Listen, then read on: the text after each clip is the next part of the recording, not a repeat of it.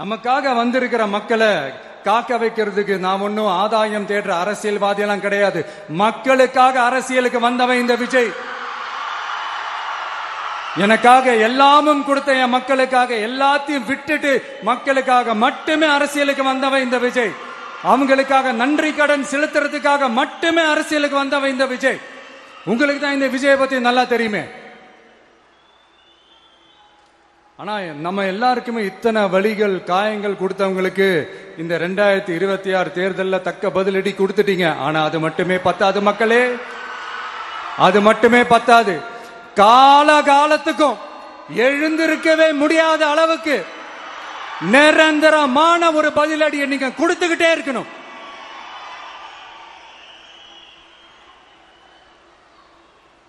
இப்படிலாம் பண்ணா நான் மக்களை விட்டு ஓடிடுவேன் நினைப்பா?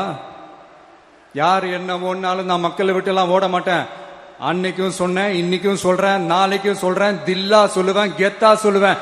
பணமா ஜனமா அப்படின்னு கேட்டா என் ஜனம் தான் எனக்கு முக்கியம்.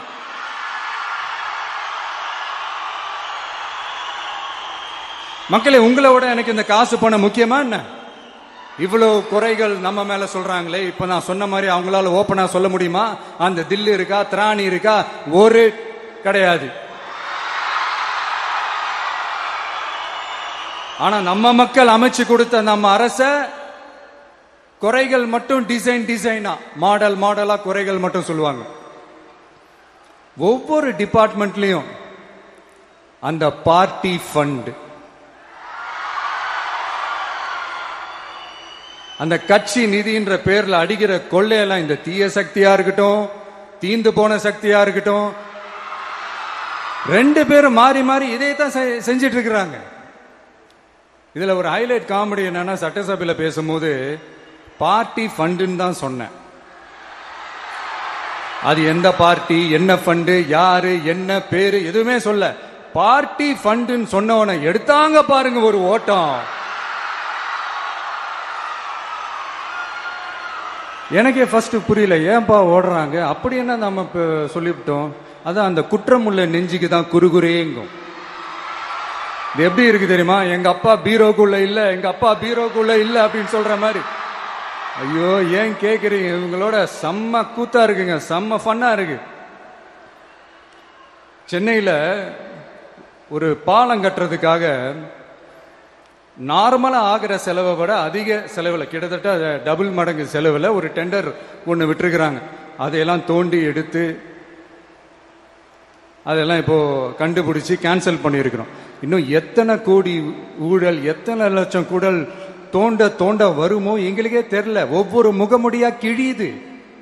ஐயோ, இந்த விஜய் ஒவ்வொரு கதையா எடுத்து வெளியில விட்டுருவான் போலேன்ட்டு திரும்புற பக்கம்லாம் கதறல் கதறல் கதறல். காதல் இருந்து ரத்தம் வராத குறை. ஆமா, இப்படி ஊழல்லே ஊறி போனவங்க இப்படிதான் இருப்பாங்க.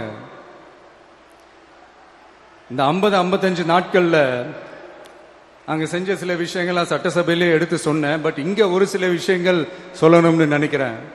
இந்த மின்சாரத்துறையில இதுக்கு முன்னாடி போட முடியாம இருந்த அந்த பதவி உயர்வை இப்பதான் எங்களால போட முடிஞ்சது. அதுக்காக ஒரு அக்கா அழுதுகிட்டே ஒரு நன்றி சொன்னாங்களே, அதெல்லாம் உங்க கண்ணில் படாது அந்த வீடியோலாம். குறை சொல்றவங்களுக்கு அடுத்து லஞ்சம்லாம் ஒழிக்க முடியாது, ஊழல்லாம் ஒழிக்க முடியாது, அதெல்லாம் பிளட்டிலேயே ஊறி போய் இருக்கு அப்படின்னு சொன்னவங்க போய் ஒவ்வொரு கவர்மெண்ட் ஆபீஸா பாருங்க. ஒரு பைசா லஞ்சம் இல்ல, ஒரு பைசா ஊழல் இல்ல. வேலையெல்லாம் சும்மா டக்கு டக்கு டக்கு நடக்குது. ஒரு பெரியவர் ஒருத்தர் சொல்றாரு, தம்பி வேலையெல்லாம் நடக்குது, ஆனா அதையும் தாண்டி எங்களுக்கு மரியாதை கொடுக்கறாங்க தம்பி, உட்கார வச்சுலாம் பேசுறாங்க. இதெல்லாம் இதுக்கு முன்னாடி நடந்ததே இல்லை. அவனை போய் பாரு, இவனை போய் பாரு, இந்த ஆபீசரை போய் பாருன்னு சொல்லி அலைய விடுவாங்க. இப்ப லஞ்சம் இல்ல, ஊழல் இல்ல, வேலையெல்லாம் உடனே நடக்குது. மக்கள் அப்படி ஒரு பெருமூச்சு ஒண்ணு விடுறாங்க. அதை பார்த்து நமக்கு அப்படி ஒரு ஹாப்பினஸ். இதுக்கு மேல என்ன வேணும்? ஏன் இதெல்லாம் பண்ண முடியாது? மனசுன்னு ஒண்ணு இருந்தா பண்ணலாம். இப்ப பண்ணல. அதே மாதிரி இந்த எல்என்டி நிறுவனத்தோட 18,600 crore 3 திட்டங்கள் அந்த ஒப்பந்தம், அந்த கையெழுத்து போட்டிருக்கிறோம். கிட்டத்தட்ட 8200 பேருக்கு வேலை வாய்ப்பு. நான் சொல்றது அந்த 3 மாவட்டத்தை சேர்ந்தவங்களுக்கே அவ்வளவு வேலை வாய்ப்பு. குறுவை சாகுபடிக்காக 134 கோடியில் அந்த சிறப்பு தொகுப்பு திட்டம் அறிவிச்சிருக்கிறோம் நம்ம விவசாயிகளுக்காக. இப்பவும் சொல்றேன், நம்ம விவசாய பெருமக்களே, உங்களோட இந்த அரசு கூடவே நிற்கும். பெண்கள் பாதுகாப்புக்காக சிங்கப்பெண் அதிரடி படை, அது உங்களுக்கு நல்லா முன்னாடியே தெரியும். வரப்போற அறிஞர் அண்ணா அவர்களுடைய பிறந்த நாள்ல உங்க அண்ணனுடைய அரசுல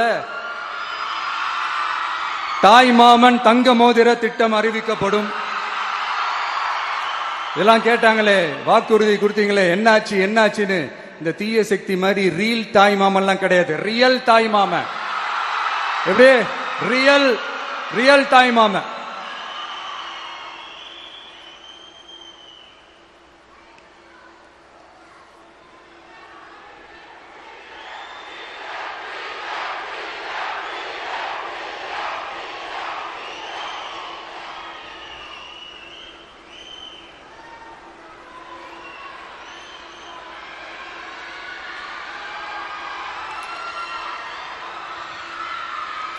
இந்த தீய சக்தியை பத்தி, அவங்க நிர்வாகத்தை பத்தி ஒரு வெள்ளை அறிக்கை ஒன்று வெளியிட்டோம்ல, அது ஷார்ட் அண்ட் ஸ்வீட்டா சொல்லணும்னா, ஒரு ஓட்ட பாத்திரத்துக்குள்ள தண்ணி ஊத்திக்கிட்டே இருந்திருக்கிறாங்க.